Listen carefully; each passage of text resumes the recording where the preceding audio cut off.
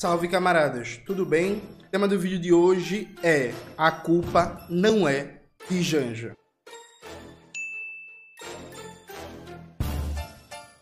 Antes de começar propriamente o tema do vídeo do canal, quero muito agradecer a você que ajuda a manter e melhorar nosso canal a partir do Apoia-se. Seu apoio é fundamental para a gente continuar o nosso trabalho. Se preferir, o Pix está aparecendo aqui como QR Code na tela do vídeo. Camaradas, note, desde a carta mandada pelo advogado Cacai, né, a carta pública, está explodindo um debate cada vez mais sobre a participação da primeira-dama Rosângela da Silva, a Janja, no governo Lula, e explodiu os comentários de pessoas atribuindo o isolamento do presidente, a falta de diálogo do presidente, a falta de presença de Lula no Congresso, a confusão no governo, a Janja, né? Com histórias, inclusive, de que o Lula só faz reuniões com deputados, com senadores, com atores da política institucional burguesa, quando a Janja está viajando. Eu adianto para vocês que o título desse vídeo é um pouco clickbait, né? Eu odeio fazer clickbait, mas quando eu faço, eu aviso logo no começo do vídeo, né? O título desse vídeo é um pouco clickbait. Porque, veja, eu não acho que a culpa é da Janja.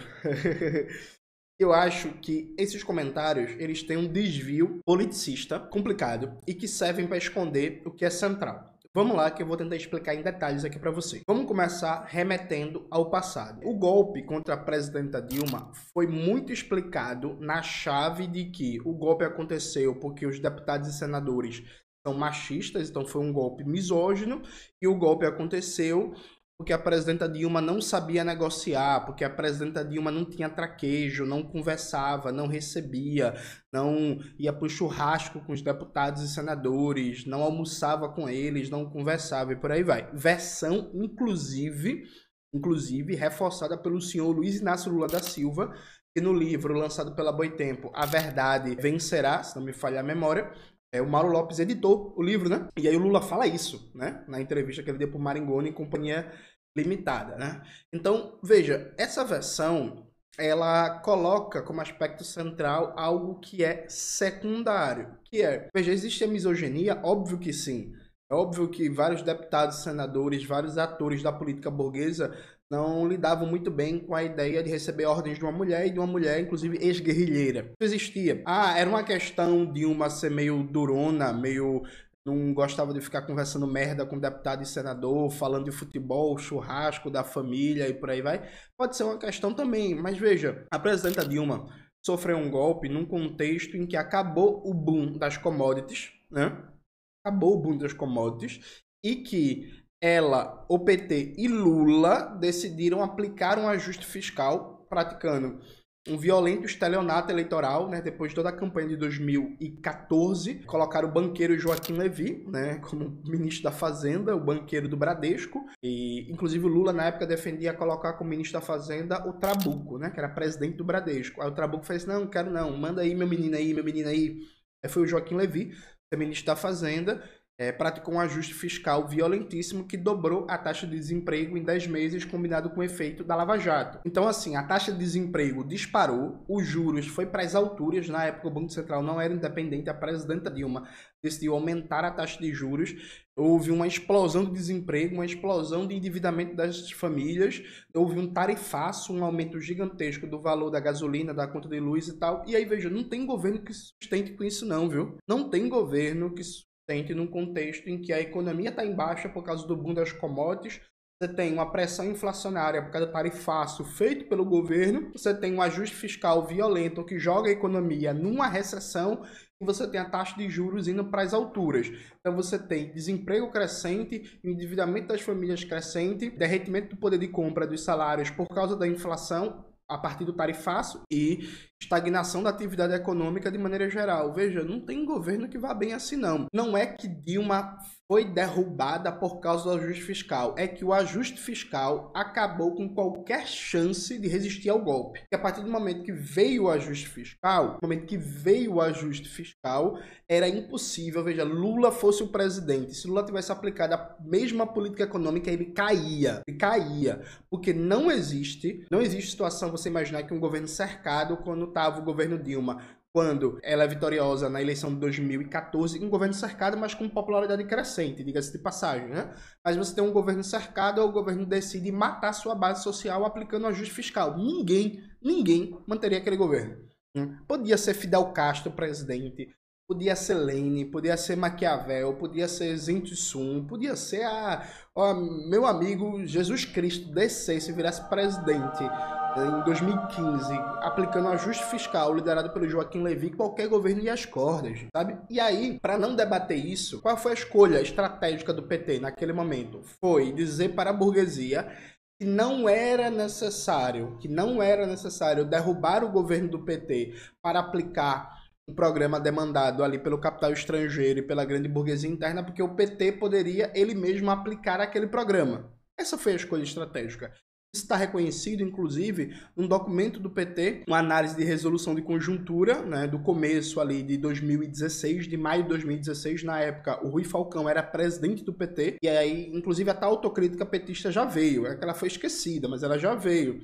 E nesse documento oficial do PT, do Diretório Nacional do PT, está dito abertamente que no momento que veio a crise econômica, a crise política, o governo Dilma escolheu fazer um ajuste fiscal contra a classe trabalhadora para agradar o grande capital, na ideia de que assim o grande capital iria tirar o pé do acelerador do processo de impeachment, do golpe. E aí aconteceu justamente o contrário, o ajuste fiscal destruindo a base social e a popularidade, capacidade de mobilização em defesa do governo foi fundamental para a vitória do golpe. E aí, inclusive, bota esse documento aí na tela, Maxwell. Leiam, gente. Por favor, é o documento do PT. Não é João e Manuel que tá dizendo não, viu? Comunista, crítico ao lulismo, ao petismo. Não, é o documento oficial do PT. Documento oficial do PT. E aí, para não debater isso, se criou essa teoria, né? A Dilma não conversava, Dilma não bebia cerveja com os deputados, Dilma não ia para churrasco e por aí vai. E o Lula, inclusive, fez a mesma coisa. É falso. O Lula reforçou esse mito. Pois bem, veja, a situação hoje do presidente Lula, claro que pode ter alguma influência, mas é necessariamente secundária, terciária, quaternária, se essa palavra existe. O fato de que Lula não fica mais bebendo cerveja, conversando merda com o deputado, que Lula não fica recebendo senador, que Lula não fica de bate-papo no telefone falando merda sobre o Corinthians, não sei.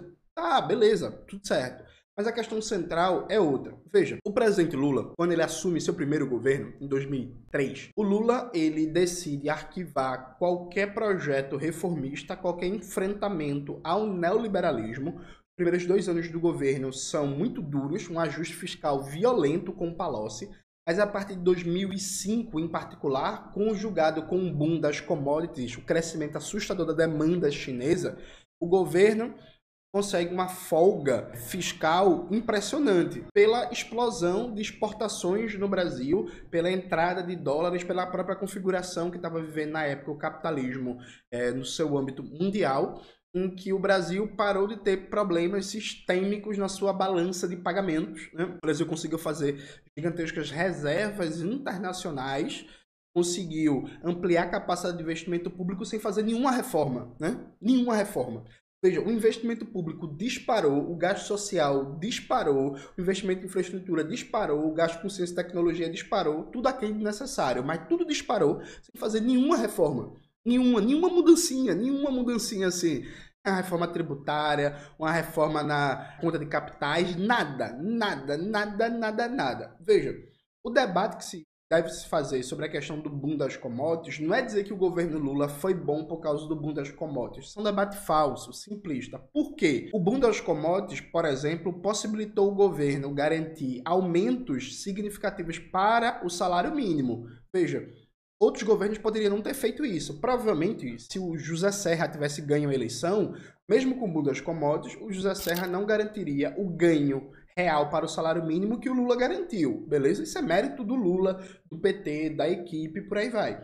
Do mesmo jeito que o gasto social cresceu de maneira significativa, muito aquém, evidentemente, do gasto com juros e serviços da dívida pública, né, do Bolsa Banqueiro. Mas beleza, mas o gasto social cresceu, também sem fazer reforma nenhuma. Se fosse o José Serra, provavelmente isso não teria acontecido. Se fosse o José Serra, o presidente da República, não teria havido o Luz para Todos, por exemplo, que é um programa muito importante, o programa de cisternas do Nordeste, o Bolsa Família com a amplitude que teve, e tudo isso é mérito do Lula. Então, assim, não é que o boom das commodities garantiu todas as conquistas do governo. O que o boom das commodities possibilitou foi ter essas conquistas sem confronto político. E possibilitou o governo criar um esquema de acomodação que era assim, chegava um sindicato docente, associações, não sei o que, cobrando o governo Lula reforma na educação. Lula precisa mudar isso, precisa mudar aquilo e tal. Aí o Lula olhava assim e pensava assim, porra, briga do caralho, né? Ou pra fazer isso aí que a galera quer, tem que brigar com os empresários do ensino privado, tem que brigar com o monopólio estrangeiro. Não, vou fazer essa porra não. Ó, toma aí, ó. Aumentou a verba da CAPES, cresceu 100% a verba do CNPq, bolsa para todo mundo, toma bolsa, toma-lhe bolsa, toma-lhe bolsa. Lula, o Brasil não produz microscópio eletrônico de alta definição, a gente precisa produzir nacionalmente. Aí Lula pensar, não, treta do caralho, confusão aí, vou pegar confusão com o monopólio imperialista da Alemanha, da Coreia do Sul, do Japão. Não, pô, toma aí, ó, dinheiro aqui, ó, bolsa importação de microscópio. Então, assim, ao invés de fazer um enfrentamento, de fazer reformas, de mudar marco de regulação de política pública e tal, não, pô, não, toma aqui, ó, pá, dinheiro, política pública, dinheiro. Aí chega o povo do cinema, da cultura, Lula, o cinema brasileiro tá dominado por Hollywood, as empresas estrangeiras, precisamos fazer uma reforma, garantir a proteção do mercado nacional, botar cláusulas mais duras. Aí Lula, não, porra, briga do cara aí com o governo dos Estados Unidos, não sei o que, papapá, toma uma cotazinha aí, uma cotazinha nacional e toma dinheiro, ó, dinheiro, vai. Dinheiro, Petrobras, dinheiro, Banco do Brasil, dinheiro, patrocina filme, faz filme aí, que só o caralho. Lula, tá aqui o João Pedro Stedler, MST, a gente quer reforma agrária, tem que desapropriar as terras. Aí Lula, não desapropria não, porra, não. Muito BO, muito problema, toma aí dinheiro pro Pronera, vamos reformar os assentamentos, vamos fazer as coisas, papapá, mais programa social, toma dinheiro. Então, assim, a grande habilidade de negociação do Lula, a grande habilidade de conversar com todo mundo, de fazer com que saia satisfeito, entre aspas, o MST e o agronegócio, que saia satisfeito os estudantes, professores e os grandes empresários da educação, que saia satisfeito os artistas, as associações nacionais e os grupos de Hollywood, as distribuidoras, a Globo Filmes, que saia satisfeito o trabalhador e o patrão, o bancário e o banqueiro, era disponibilidade de grana, dinheiro na mão, para fazer política pública. Então, corta o enfrentamento, despolitiza a coisa, não tem reforma, não tem mudança estrutural, vai ter política pública, vai irrigar de dinheiro. Então, veja, eu não estou negando a grande habilidade do senhor Luiz Inácio Lula da Silva para ser um negociador, um mediador, beleza. Mas veja, ser negociador, mediador, quando tem dinheiro sobrando, é mais fácil, né, gente? Mais fácil, tá ligado? Não, eu quero uma reestruturação do plano de cargos e carreiras. Não, pá, reestruturação. Ah, então, bicho, vai ter reestruturação não, mas tu vai ganhar um aumento de 8%. Sabe, você conseguir desarmar uma greve quando é possível, você dar um aumento de 8, 10%, é muito mais fácil, né? Você chegar a um acordo rápido. Não, a gente precisa de mais concurso, porque tá faltando 40% de pessoal, não sei o quê. E não, bicho, vai ter concurso não, agora não, para repor esse 40% não, mas eu vou fazer um concurso para repor 5%, né? Faz 10 anos que não tem concurso, eu vou fazer. O governo passado, a FHC não fez, eu vou fazer 5%, cala a boca, nunca mais vai ter. E é isso, perfeito? Então, o contexto ali que o Lula pegou era um contexto que fazia com que fosse mais fácil gerir os conflitos. Veja, o Lula, com todo respeito aí a quem gosta, sempre falou muita besteira, viu? Lula no primeiro e no segundo mandato, ó, tinha fala racista, fala machista, fala absurda, fala atacando as esquerdas, fala repetindo piada do Ronald Reagan, da Margaret Thatcher, dizendo que não era mais de esquerda, dizendo que era liberal, dizendo que todo mundo que envelhece tem que deixar de ser de esquerda. O Lula falava vários absurdos, né? Especialmente, inclusive, no tema da segurança pública e da questão racial. O Lula falava, ó, uma atrocidade por cima da outra. Inclusive, ele melhorou, viu? O pessoal falar que o Lula tá ficando velho, não sei o que, é um discurso meio estranho. O Lula melhorou muito. O que o Lula falava sobre questão racial e política de segurança pública no primeiro e no segundo mandato era uma barbaridade por cima da outra, uma atrocidade por cima da outra, né? Só que aí, gente, tinha dinheiro, né? É política de cota, é não sei o que, e grana, e Fundação Palmares, e edital, e grana, e programa, e grana. Você consegue apaziguar os conflitos, né? Agora veja, qual é a situação hoje? Qual é a situação hoje do Brasil? Você tem dois determinantes centrais. Primeiro determinante central, os deputados, hoje, cada deputado, no universo de 4 anos de mandato, tem 50 milhões de reais para gastar. Então, antes, o deputado, toda vez que queria uma ambulância, toda vez que queria recapear uma estrada, toda vez que queria mandar limpar um rio, toda vez que queria mandar reformar uma escola, toda vez que queria roubar, inclusive, toda vez que queria roubar, não, então precisa refazer aqui, ó, a cobertura de uma quadra poliesportiva custa 100 mil, eu vou dar um jeito de sair por 300 para eu ficar com o resto. Toda vez que ele precisava de alguma coisa disso, ele tinha que ir para o executivo. O executivo concentrava o poder do gasto discricionário, né, do investimento, além do gasto obrigatório, folha de pagamento, programas sociais e tal. Então, os deputados e senadores tinham uma dependência muito maior da presidência da República e tinha um balcão de negociação ali muito bem estabelecido, que é assim, ô presidente, tudo bem? Ó, eu preciso lá, eu sou de Tracunhaém, ó, eu preciso botar maternidade lá. Eu prometi na eleição que ia ter uma maternidade em Tracunhaém. Arruma maternidade pra mim? Não, arruma, meu filho. Uma maternidade dizia pra você, uma maternidade, né, para as mulheres. Aí fazia uma gracinha, dava uma piadinha. Não, arruma maternidade pra você. Agora você vai votar com a gente nisso. Perfeito? Aí depois, não, beleza, voto sim. Tamo junto, perfeito. Eita, Lula é massa, olha como ele é engraçado, divertido, conseguir a maternidade. Isso não existe mais, viu, gente? Porque hoje, com 50 milhões por mandato que um deputado federal tem, o deputado consegue ambulância, consegue o trator, consegue recapear a rua, consegue reformar o teto da maternidade, consegue comprar a máquina de raio-x e por aí vai, sabe? Então, hoje, para manter sua base eleitoral, o deputado tem muito mais liberdade, tem muito mais autonomia frente ao executivo. Isso por um lado. Por outro lado, mesmo com 50 milhões de reais em 4 anos para gastar, 50 milhões de reais para a gente que é pobre, que é trabalhador, é o dinheiro do fim do mundo, né? Para fazer obra pública é quase nada. 50 milhões de reais, você não faz, por exemplo, uma transposição do São Francisco, você não constrói uma hidrelétrica, você não faz uma BR, você não duplica, grosso modo, uma BR, você não faz uma obra gigantesca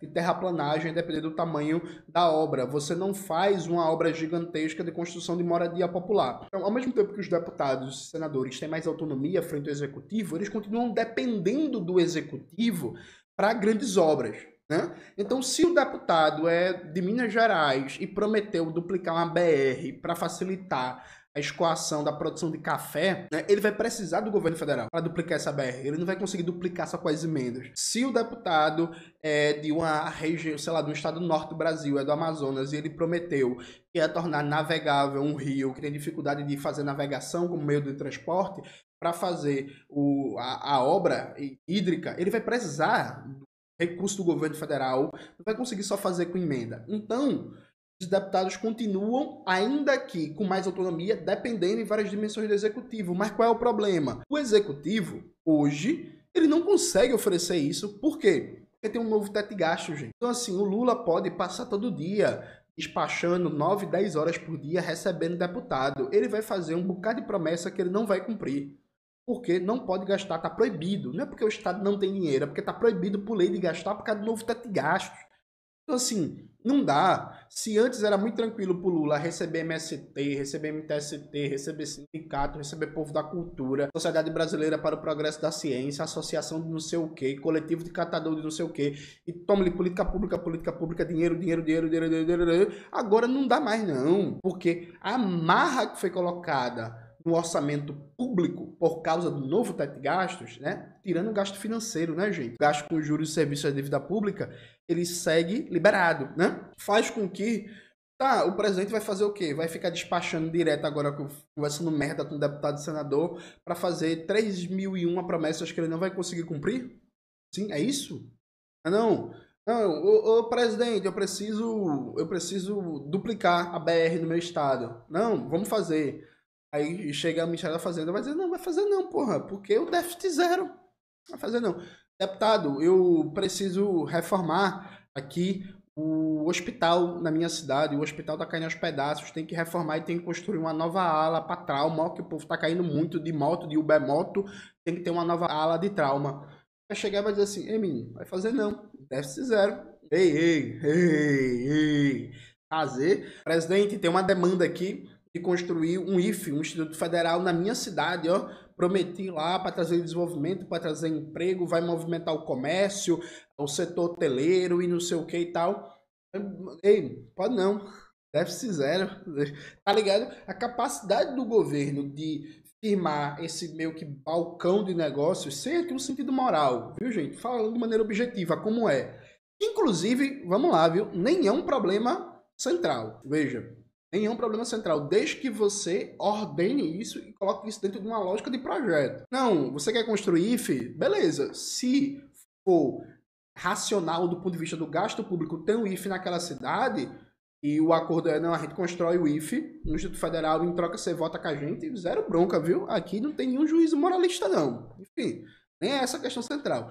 Mas hoje é muito difícil de atender isso, sabe? E aí, veja, gente, é importante entender isso. O orçamento secreto, ele surgiu a partir do momento que os deputados perceberam que o teto de gastos do Temer ia acabar com eles. Porque, veja, para agradar a burguesia, né, respondendo a toda a pressão da grande burguesia e do imperialismo, os deputados foram lá e beleza, teto de gastos, aprovaram com o Temer. Aí eles perceberam que o teto de gastos amarra a capacidade de gasto do governo federal, mas ia foder eles também, porque boa parte do gasto deles, né, dependia da articulação com o governo federal. Então o governo federal fica proibido de gastar o gasto primário, a capacidade do deputado de conseguir ambulância, de conseguir trator, de conseguir reforma de hospital, de escola, de universidade, recapeamento de pista, tudo isso ia para o espaço. Então como é que a gente faz graça para a burguesia, né, mantém os interesses do rentismo, empurrando um teto de gastos, e ao mesmo tempo garante a sobrevivência paroquial do deputado e do senador, quer ter capacidade de gastar para manter, sustentar e ampliar suas bases eleitorais. Aí vem o orçamento secreto, aí vem a explosão de emendas. Veja, o orçamento secreto, as emendas do relator, tudo isso nada mais é do que uma forma de driblar a austeridade imposta ao gasto público, fazendo com que a conta da austeridade fique basicamente para o executivo e o legislativo consiga sair um pouco disso, perfeito? Isso é o X da questão. Veja, são coisas irmanadas. Teto de gastos, ele é gêmeo, siamês e orçamento secreto. Um existe por causa do outro, né? Os deputados foram lá, aceitaram essa dinâmica de teto de gasto para fazer graça para a burguesia, mas para, ao mesmo tempo, preservar seu interesse corporativo, no lugar meter o orçamento secreto, emenda do relator e a porra toda, perfeito? Onde é que está o X da questão? Veja, no começo do governo Lula, na PEC de transição, o governo Lula escolheu manter teto de gastos. O governo Lula ganhou um presente. E essa história aqui, e isso para mim é talvez o fato mais importante da história recente do Brasil, que infelizmente é pouco conhecido. O Davi De Castro já falou muito sobre isso, a Hélida Graziani já falou muito sobre isso, outras figuras, o professor Pedro Paulo Bastos também, de uma maneira um pouco diferente, já falou sobre isso, mas normalmente isso é ignorado, porque a maioria do que se entende como mídia progressista e a maioria do que se entende aí como intelectuais de esquerda não querem que você debata isso, que é o seguinte: existia uma articulação, principalmente no Senado, mas não só, mas no Senado, na Câmara dos Deputados, de um setor expressivo ali dos deputados, no STF, de ex-governadores, de caciques locais importantes, de oligarcas locais importantes, que criaram as possibilidades para acabar com o teto de gastos, no sentido de que, bicho, a gente precisa que tenha a volta com tudo do investimento público federal significativo. Isso a gente está precisando do ponto de vista econômico e a gente quer dar um freio no poder do Arthur Lira, né? E aí, veja, durante a PEC de transição, o teto de gastos do Temer foi extinto. Vocês entenderam isso, gente? Vocês não mencionaram isso? Foi extinto o teto de gastos do Temer e foi dito, tá na lei, que o governo Lula teria até agosto de 2023 para enviar uma nova regra fiscal que não precisava ter teto de gastos. O governo poderia ter pautado a aprovação de uma nova regra fiscal sem teto de gastos, inclusive basicamente fazendo com que a lei voltasse a ser o que era antes do teto de gastos do Temer, basicamente com a meta de primário. O governo Lula escolheu escolheu empurrar um novo teto de gastos. Isso aqui é o ponto central e que ninguém nunca refuta, ninguém nunca debate, sabe?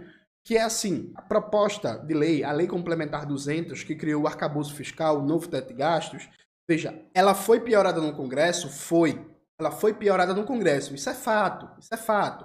Mas se ela tivesse sido aprovada sem mudança nenhuma, do jeito que saiu a proposta do Ministério da Fazenda, sem mudança nenhuma do Congresso, a situação seria uma merda do mesmo jeito, porque era uma lei de essência neoliberal e austericida, entende? Então, assim, o governo Lula, ele morre enquanto chance de dar certo do ponto de vista de popularidade. Eu quero nem falar de dar certo do ponto de vista de projeto de Brasil, da classe trabalhadora, da soberania nacional, do socialismo, nem isso que eu tô debatendo. Do ponto de vista de popularidade mesmo, dá certo eleitoralmente.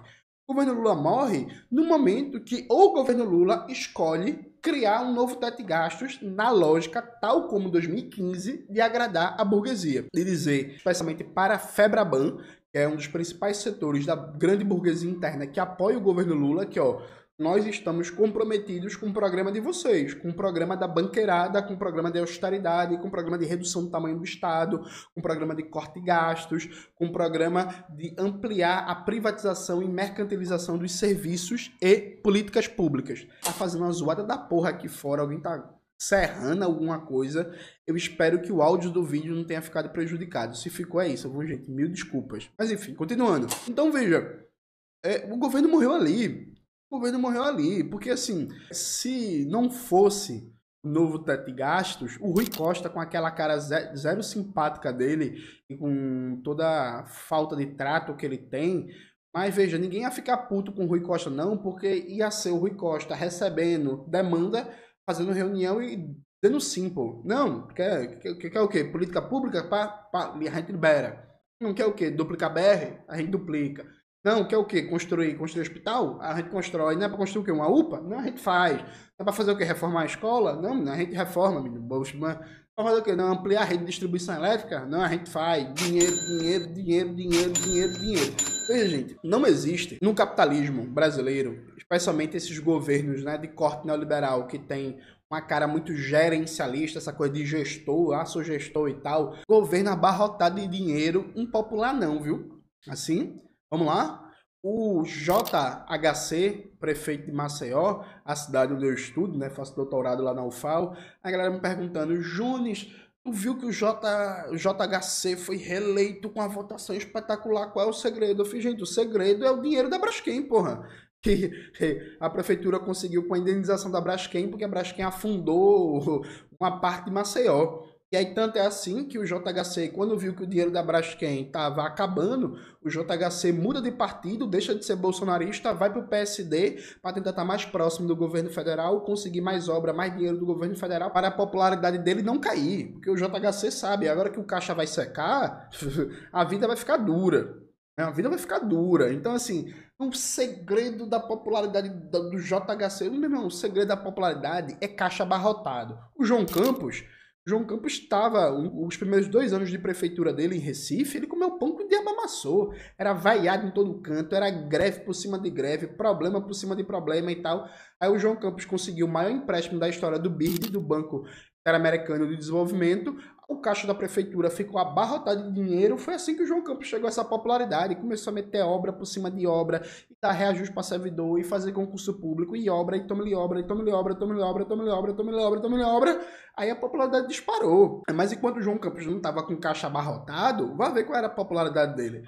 Ah, não, Facá é um escroto, mas foi um bom prefeito em Maricá, porque passe livre, hospital. Meu amigo, veja, qualquer imbecil, o prefeito de Maricá, com royalties do petróleo que a cidade tem, vai fazer um governo popular, viu? Com boa aprovação. Qualquer imbecil, assim, uma lesma, senta ali na prefeitura de Maricá e outras prefeituras ali do Rio de Janeiro que recebem, né, muito royalties do petróleo, vai fazer um governo popular, gente.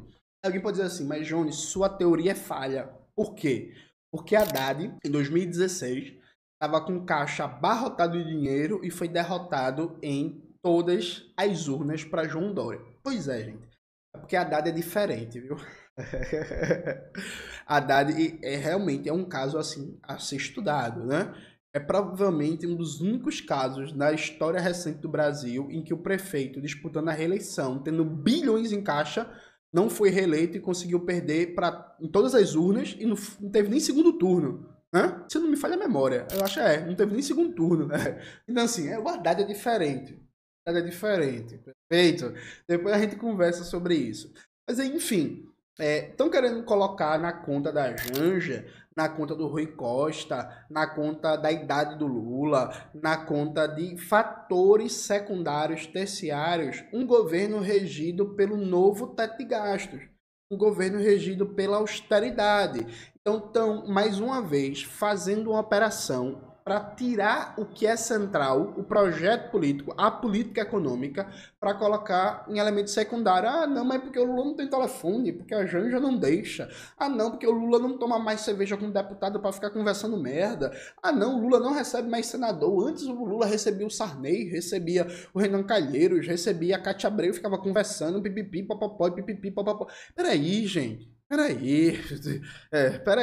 O X da questão, o fundamento da coisa é um governo que resolveu tocar um projeto neoliberal num cenário muito difícil, com uma posição de extrema-direita agressiva, mobilizada e que tem capacidade de pautar a agenda pública. Este governo neoliberal não faz disputa ideológica de esquerda na sociedade, pelo contrário, reforça o senso comum neoliberal e vive pressionado do ponto de vista de responder a agendas políticas da extrema-direita e pressionado porque não consegue cumprir suas promessas de campanha e vive dando tapa na cara da sua própria base para garantir o cumprimento do novo teto de gastos. Então, é isso que é o elemento central. Se Janja morrer amanhã, Deus o livre, eu estou desejando mal dela não, viu, gente?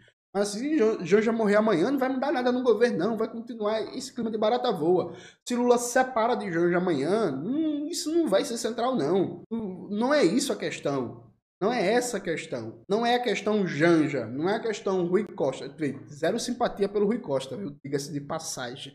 Não é essa a questão. A questão é o marco de política econômica, porra. É o compromisso com reproduzir o modelo econômico neoliberal. E aí, gente, veja, quem me acompanha aqui no canal desde 2023, sabe, desde 2023, que a gente fala assim, ó, quando o governo aprovou o novo teto de gastos, eu falei aqui, ó, o governo morreu. Falei aqui, o governo morreu. Eu lembro que na época, no Twitter, debatendo com Helder Maldonado, do Galãs Feios, gosto muito, inclusive, do Galãs Feios, mandar um abraço aí pra galera. Helder falando que o governo Lula deveria investir em trens e tal. Eu falei, Helder, que investir em trem, pô? Acabou o governo, pô. Tem agora o novo teto de gastos. Acabou o governo. Se o governo trazer os melhores engenheiros do Brasil, apresentar o melhor projeto de construção de malha ferroviária do país, ó, porra, projeto do caralho aqui, com a expectativa de nos próximos 10 anos o Brasil vai ter X de malha ferroviária, e aí trem-bala e não sei o que. Não tem, não pode. Tem um novo teto de gastos. Morreu. O governo pode renascer se ele começar a furar o próprio teto que ele colocou. Fora isso, gente, desculpe, viu? Desculpe, é se iludir, é criar subterfúgio para não encarar a questão central. E aí, eu vou caminhar para a conclusão dizendo o seguinte: muita gente não pode encarar a questão central, sabe por quê? A maioria do que se chama de esquerda no Brasil, dos sindicatos, dos partidos políticos, dos movimentos sociais, dos veículos de comunicação progressistas, sabe o que foi que fizeram em 2023, enquanto era aprovado o novo teto de gastos? Ficaram calados. Ou então elogiaram o novo teto de gastos, né? Como o senhor André Roncalha. Elogiaram. Então é claro que não podem dizer que o governo morreu na metade de 2023 quando ele aprovou o novo teto de gastos, porque vão ter que explicar por que ficaram calados, por que apoiaram essa merda. E aí que o pessoal fica chamando de antipetista, eu tô há 2 anos dizendo, gente, esse novo teto de gastos vai afundar o governo. O novo teto de gastos vai afundar o governo. O novo teto de gastos vai afundar o governo, sabe? E tá afundando. Aí o problema é a Janja, o problema é o Rui Costa, o problema é que Lula não fica mais conversando besteira com deputado e senador. Pelo amor de Deus, gente, vamos se respeitar, né? A moral, vamos se respeitar? Sim, simplesmente é isso, gente. Simplesmente não dá. Não dá, de verdade. É isso, galera. Espero que vocês tenham gostado do vídeo hoje do canal. Não se esqueça de se inscrever no canal, ativar o sininho, curtir esse vídeo, compartilhar e tudo isso que vocês já sabem. Um beijo e até a próxima.